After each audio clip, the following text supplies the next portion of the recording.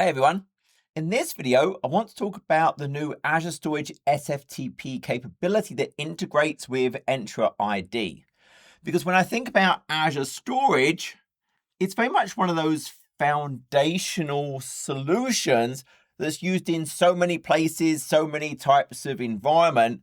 And now I can use it in an even more integrated way with the idea of the SFTP protocol. So SSH file transfer protocol. And the whole goal around this is if when I enable SFTP to talk to my storage account, as a client, whatever that may be, I can now just communicate using the SFTP protocol.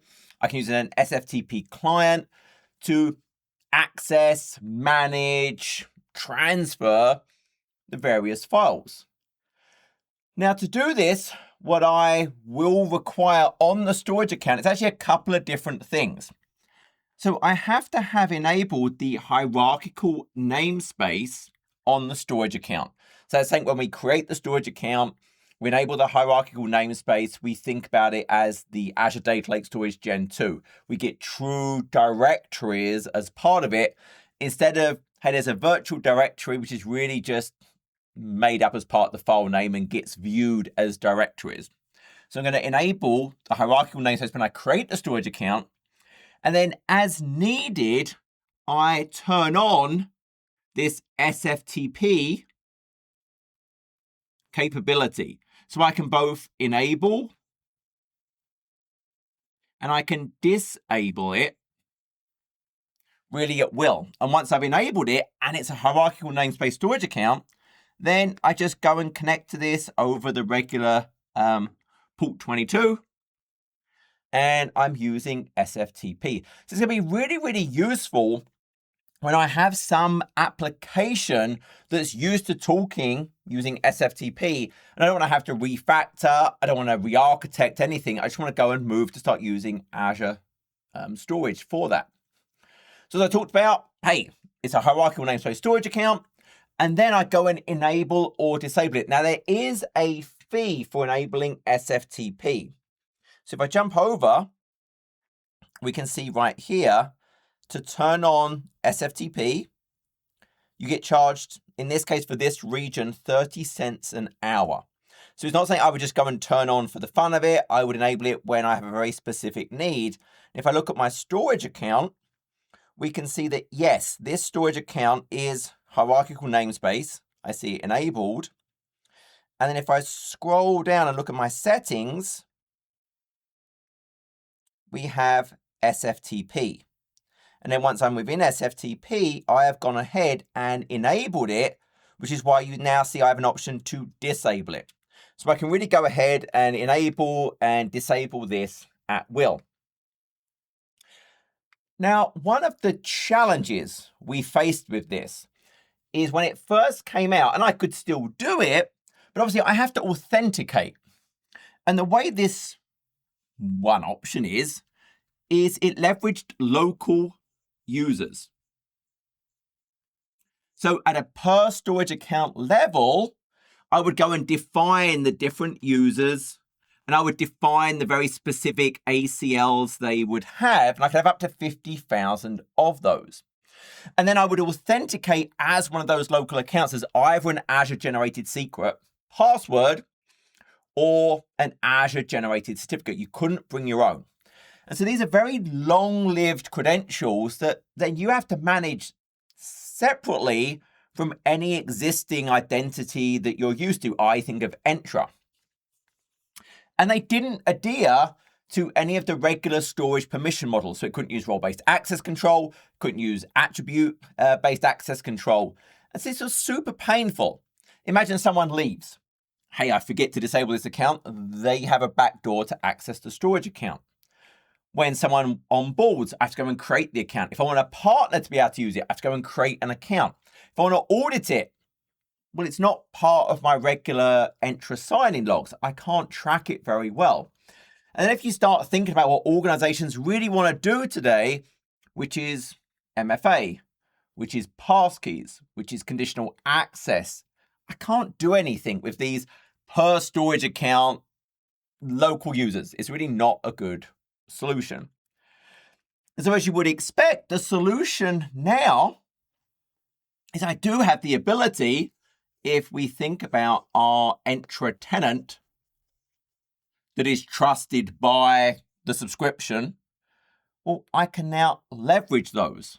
So the users, for example, in here, I now just at a regular way, well, they get granted roles on the storage account. So they use those data plane roles that we have. Storage blob data contributor, for example. I just grant them at the various levels and they'll be respected. I can also use the attribute-based access control. So it's not separate sets of accounts. It's not separate special ACLs. It's now going to use the identities I have. It's going to use the existing data plane permissions model we have. And if this was an external account, think a partner, that's going to work as well. Now, a challenge, though, is I'm connected via an SFTP client. Could be the one that's built into Windows. It could be PuTTY. They don't understand Entra ID. So what's going to happen is the way we're actually going to authenticate is using open SSH tokens. Entra already supports those as an authentication method. And so what's going to happen is your application or process, it will authenticate to Entra and then generate an open SSH token. Think about it, certificate, which I'll download and use as part of the authentication. Now, at time of recording, this is a preview feature. So in my subscription, when you have preview features, I went ahead and enabled SFTP Entra ID support. You're going to have to go and do that. Now, I could generate my own certificate. Remember, a certificate is a private key part that stays with you, you never share, and a public key part.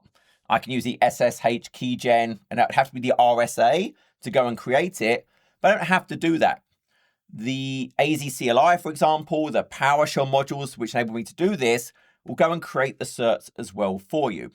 So what I want to do is walk through just showing you this in action. So if I really quickly open up my terminal and we'll jump over to it, I'm actually switching back to dark mode or you won't see the commands properly. So I'm going to use the AZ CLI. I'm in PowerShell, but if we look at my AZ version, I'm just running 2.85. So at time of recording, that's the latest one. I've already authenticated, but before I show you that, there is an extension I need today for SFTP. So if I do AZ extension show, you can see I do have that extension installed as well. So you would have to use the AZ extension add -- name SFTP to get this installed in your environment.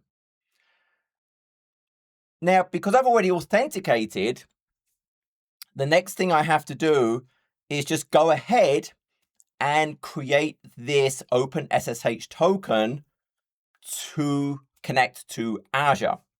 And I can do it all in one command. So if I do the AZ SFTP cert file, now I'm in PowerShell, so my path structures with the slashes are a little bit different, depending on if you're CLI or Linux or whatever, but this will just put it in my local folder. So I'll go ahead and just run that, and it's completed. And if I now look, was it actually created 3 files?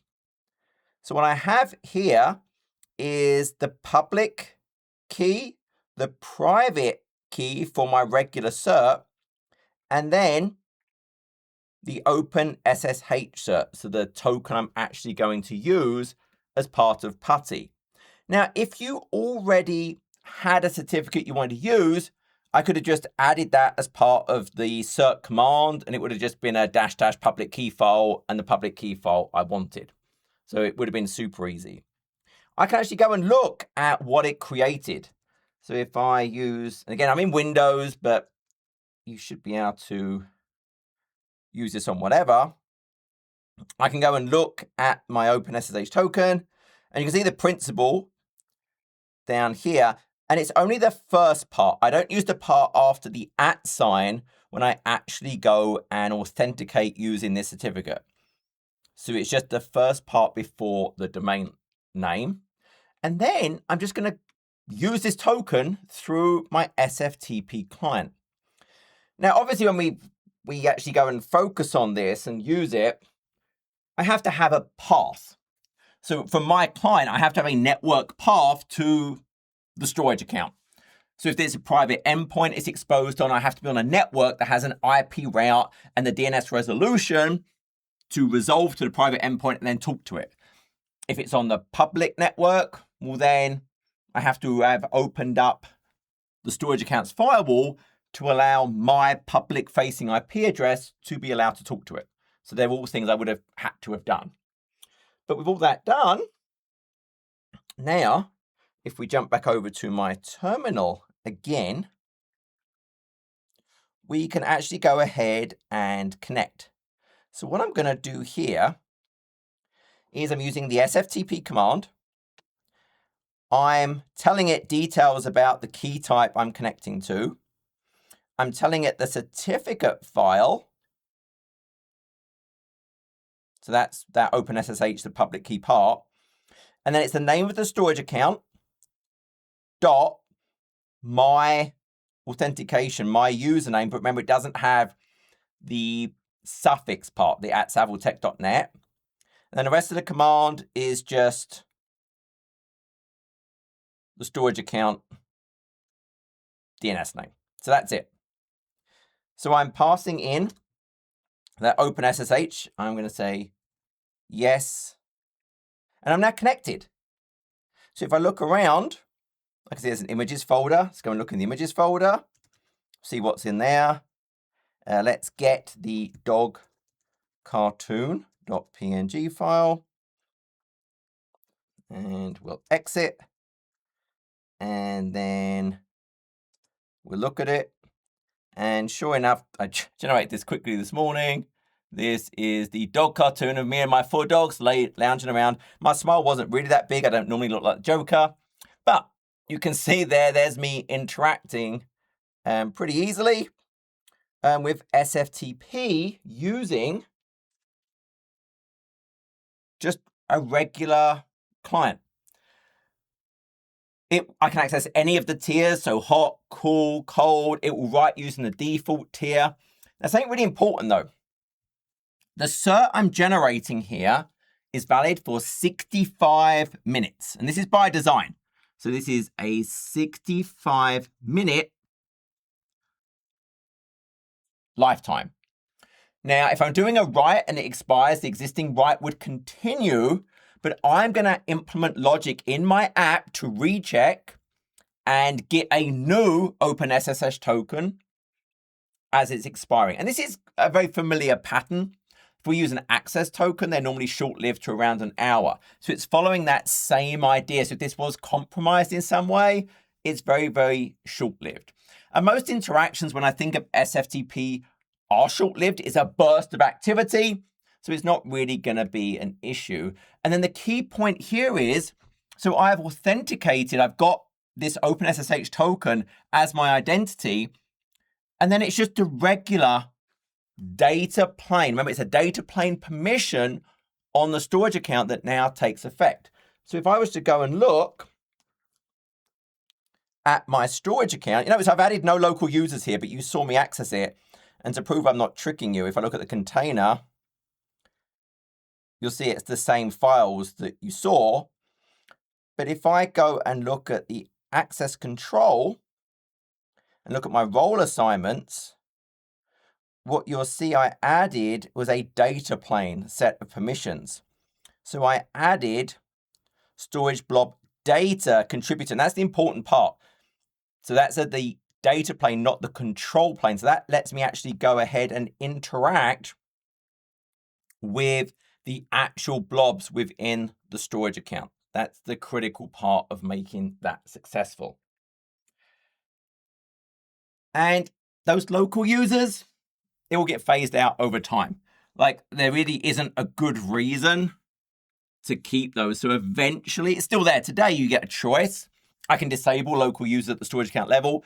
but they're going to get phased out over time in favor of this. Remember, this doesn't have to be a user. In the documentation, it also talks about, well, how would I use a service principal for this? So there's other types of identity I can leverage. And that's it. I mean, there you have it. A really nice simplified way for your applications that are used to using SFTP to now work with Azure Storage without having to refactoring, without dealing with another type of credential. And I, as an organization, now just use my existing mechanisms of identity provisioning, of monitoring activity. I get all the lovely stuff about Entra ID governance and lifecycle and conditional access and risk, all of those capabilities, the full observability, I now just get. So it makes this a really nice, appealing solution. Hope that's useful. Till next video, take care.